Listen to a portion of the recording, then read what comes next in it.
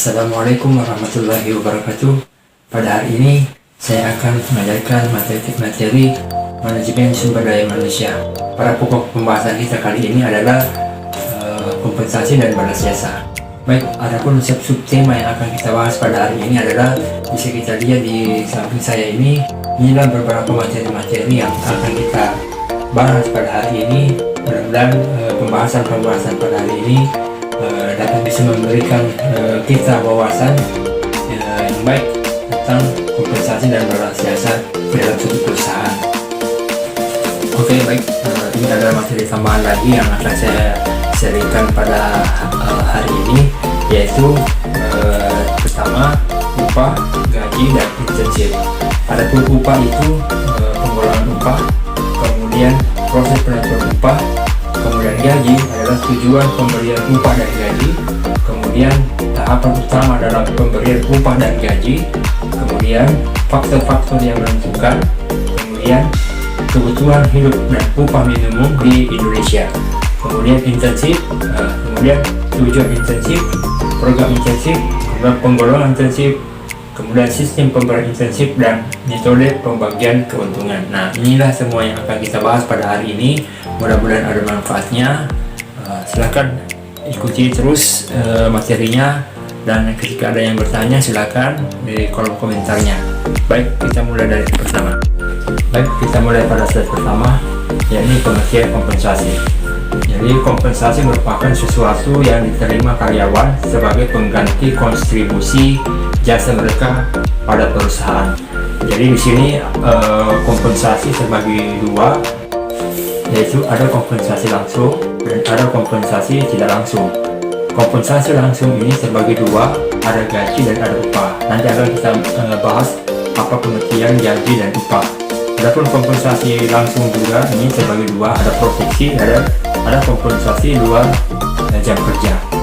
Kompensasi tidak langsung ini profesi berupa asuransi, pesangon, ada sekolah anak, ada pensiunan. Nah, kompensasi luar jam kerja seperti lembur, hari kerja, cuti atau sakit, cuti hamil, kemudian fasilitas-fasilitas yang lainnya seperti rumah, biaya pindah, dan kendaraan. Baik, kita masuk pada slide selanjutnya, yaitu tujuan manajemen kompensasi. Nah, secara umum tujuan kompensasi adalah untuk membantu perusahaan mencapai tujuan, keberhasilan strategi perusahaan, dan menjamin terciptanya keadilan internal dan eksternal. Nah, tujuan manajemen kompensasi di sini adalah pertama, memperoleh SDM yang berkualitas. Kemudian yang kedua adalah mempertahankan karyawan yang ada. Kemudian yang ketiga, menjamin keadilan. Kemudian yang keempat, penghargaan terhadap perilaku yang diinginkan. Kemudian yang kelima, mengendalikan biaya. Kemudian yang keenam, mengikuti aturan hukum. Kemudian yang berikutnya itu memfasilitasi pengertian. Kemudian meningkatkan efisiensi administrasi. Nah, dari beberapa item ini tujuan manajemen kompensasi adalah memberikan rasa aman, memberikan rasa puas untuk karyawan itu sendiri dengan adanya tujuan manajemen kompensasi. Nah, sebelum kita membahas lebih jauh, kita akan membahas apa sih yang dimaksud dengan gaji, apa sih yang dimaksud dengan upah, dan apa sih yang dimaksud dengan intensif.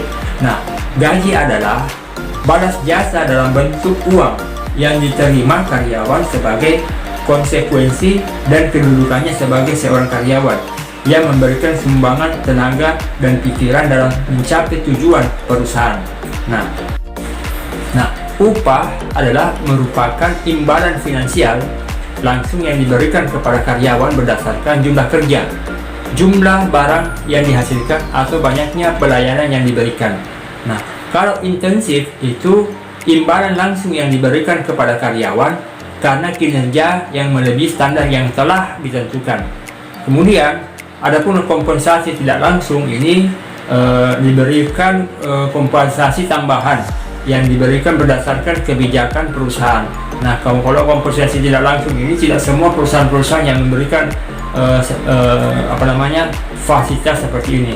Mungkin perusahaan-perusahaan yang yang bonafit yang ada seperti kompensasi tidak langsungnya. Diharapkan setiap perusahaan mempunyai kompensasi tidak langsung, sehingga karyawan-karya yang bekerja dalam suatu perusahaan itu bisa bekerja dengan baik, bisa bekerja dengan semangat, bekerja dengan sepenuh hati, sehingga perusahaan itu bisa berkembang ke depan dan bisa bersaing di kancah nasional maupun internasional. Oke, kita masuk slide berikutnya. Jadi pengaruh lingkungan eksternal pada kompensasi.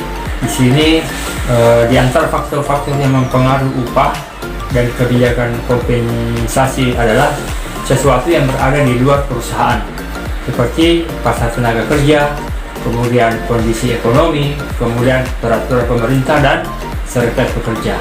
Nah, ini pengaruh lingkup eksternal pada kompensasi.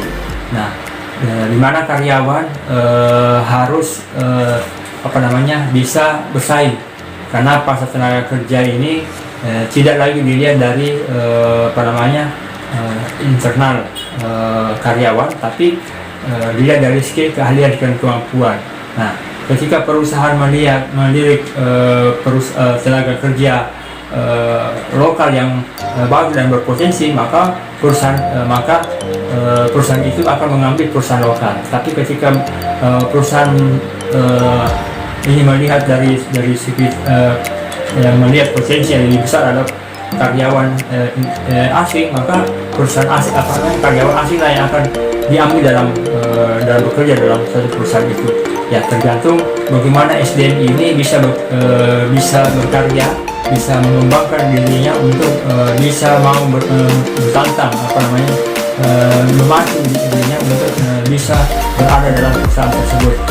Begitu pun dalam hal kondisi ekonomi, kemudian peraturan pemerintah dan serikat pekerja. Oke, kemudian pengaruh lingkungan internal pada kompensasi. Di sini ada dua, ini anggaran tenaga kerja, kemudian siapa yang membuat keputusan kompensasi. Baik. Kita masuk tahapan penentuan kompensasi. Maksudnya berapa jumlah besaran yang diberikan oleh setiap karyawan yang diterima setiap bulannya. Itu dilihat dari 3 tahap. Yang pertama itu mengevaluasi tiap pekerjaan.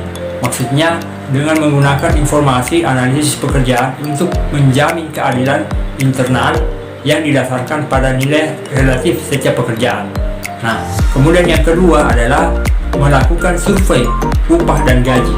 Kemudian untuk menentukan keadilan eksternal yang didasarkan pada upah pembayaran di pasar kerja. Dan yang ketiga adalah menilai harga tiap pekerjaan. Ya, maksudnya untuk menentukan pembiayaan upah yang didasarkan pada keadilan internal dan eksternalnya karyawan itu sendiri. Nah, untuk mengetahui tahapan penentuan kompensasi, yaitu dengan cara evaluasi analisis pekerjaan. Maksudnya, analisis pekerjaan meliputi pengumpulan informasi tentang pekerjaan melalui survei, observasi, dan diskusi antara para pekerja dan penilaian untuk menghasilkan deskripsi pekerjaan dan posisi, sehingga karyawan-karyawan inilah nanti akan diberikan berapa besaran kompensasi yang diterimanya. Ya, sehingga para karyawan ini bisa mengetahui besaran kompensasi yang diterimanya dan bisa memotivasi dirinya untuk bekerja lebih giat lagi, sehingga karyawan ini bisa menaikkan posisinya dengan cara karir tanpa batas yang sempat kemarin saya bahas di pertemuan yang lalu. Baik, kemudian masuk pada survei upah dan gaji. Nah, di sini ada dua, yaitu sumber data dan kompensasi, kemudian prosedur survei. Nah, inilah data-data inilah yang akan dipakai dalam melakukan survei dalam penentuan gaji. Kemudian menetapkan nilai pekerjaan. Di sini mengembangkan tingkat pembayaran yang tepat untuk tiap pekerjaan, kemudian mengelompokkan tiap pekerjaan yang berbeda ke dalam sebuah struktur yang dapat dikelola secara efektif. Nah, sehingga mendapatkan nilai pekerjaan yang baik, efektif dan baik dan berguna. Oke, baik, kita masuk pada tantangan-tantangan dalam kompensasi. Yang pertama adalah tujuan strategi, kemudian tingkat upah yang berlaku, kemudian kekuatan serikat kerja, kemudian kendala pemerintah, pembarutan pembayaran, kemudian penyesuaian dan strategi kompensasi. Nah, baik, kita masuk pada penggolongan upah. Penggolongan upah ini terbagi tiga. Yang pertama, upah sistem waktu, kemudian upah sistem hasil atau output, kemudian yang ketiga, upah sistem borongan. Nah, kalau upah sistem waktu ini maksudnya besarnya upah ditetapkan berdasarkan standar waktu seperti jam, hari, kemudian minggu atau bulan.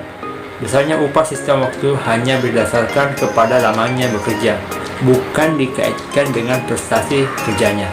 Nah, kemudian upah sistem hasil atau output itu dalam sistem hasil besarnya upah ditetapkan atas kesatuan unit yang dihasilkan pekerja, seperti per potong atau meter atau liter dan kilometer. Besarnya upah yang dibayar selalu didasarkan kepada hasilnya, hasil yang dikerjakan, bukan kepada lamanya waktu pengerjaannya. Kemudian yang ketiga, upah sistem borongan. Maksudnya sistem borongan adalah suatu cara penguapahan yang penetapan besarnya jasa didasarkan atas volume pekerjaan dan nama pekerjaannya. Oke, baik, kita masuk ke berikutnya, proses penentuan upah. Proses penentuan upah ini ada tiga, yaitu analisis jabatan atau tugas, kemudian evaluasi jabatan atau tugas, kemudian survei upah. Baik, kita masuk tujuan pemberitahuan upah dan gaji. Tujuan pemberitahuan upah dan gaji ini yang pertama adalah ikatan kerjasama antara perusahaan dan karyawan. Kemudian yang kedua, kepuasan kerja. Bagaimana karyawan ini bisa merasa puas bekerja dalam perusahaan. Kemudian yang ketiga, pengadaan efektif. Nah, kemudian adanya motivasi, stabilitas karyawan, kemudian kedisiplinan karyawan itu sendiri. Kemudian pengaruh serikat buruh, kemudian pengaruh asosiasi usaha dan pengaruh pemerintah. Oke, slide berikutnya adalah tahapan utama dalam pemberian upah dan gaji.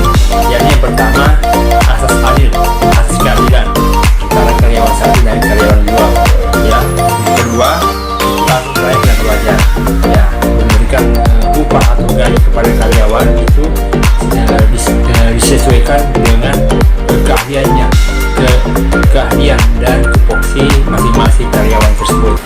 Ya, diberikan asas keadilan dan asas berlaku wajar sehingga tidak terjadi kecemburuan antara karyawan satu dan karyawan yang lain. Oke, kita masuk faktor-faktor yang menentukan.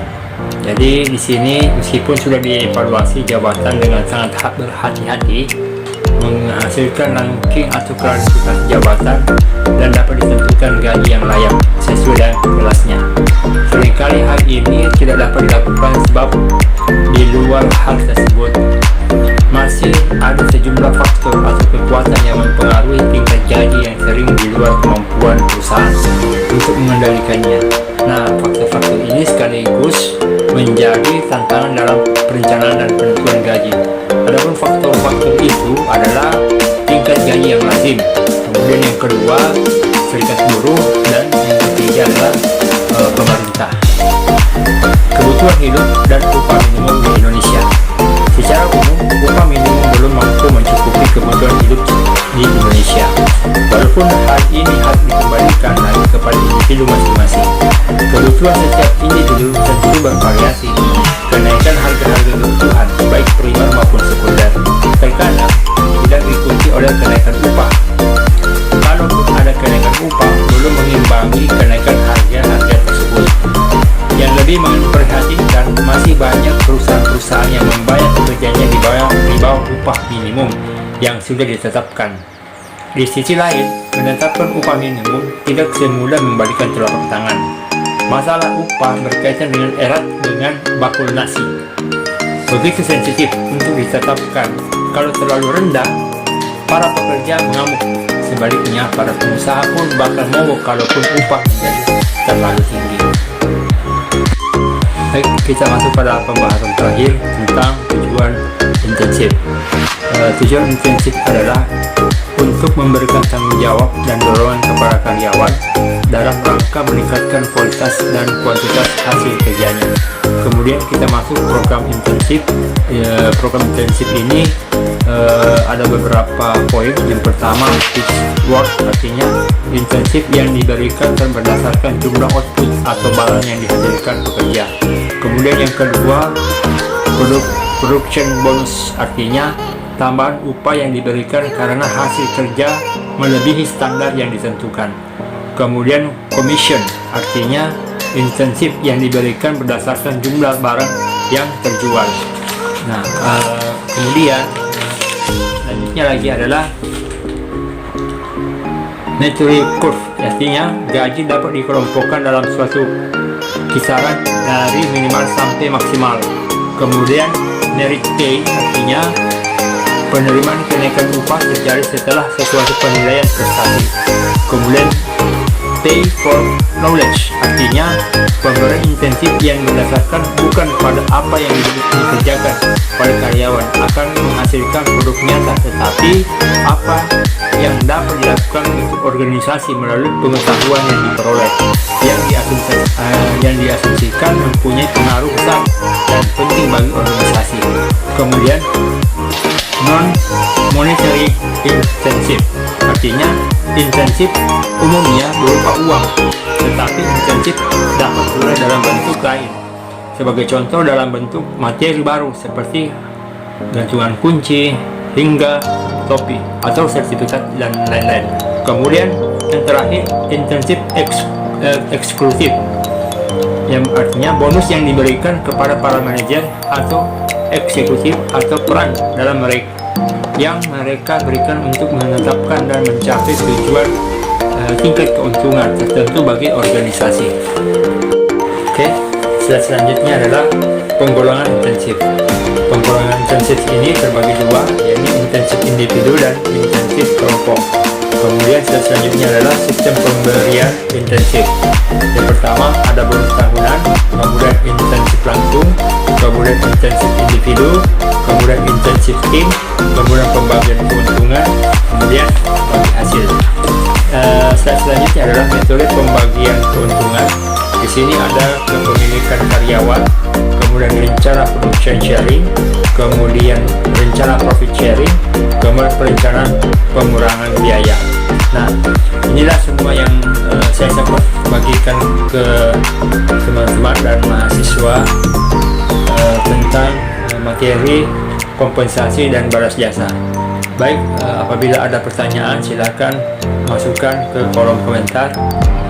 Nanti saya akan jawab apa pertanyaan-pertanyaan dari teman-teman dan mahasiswa. Baik, assalamualaikum warahmatullahi wabarakatuh.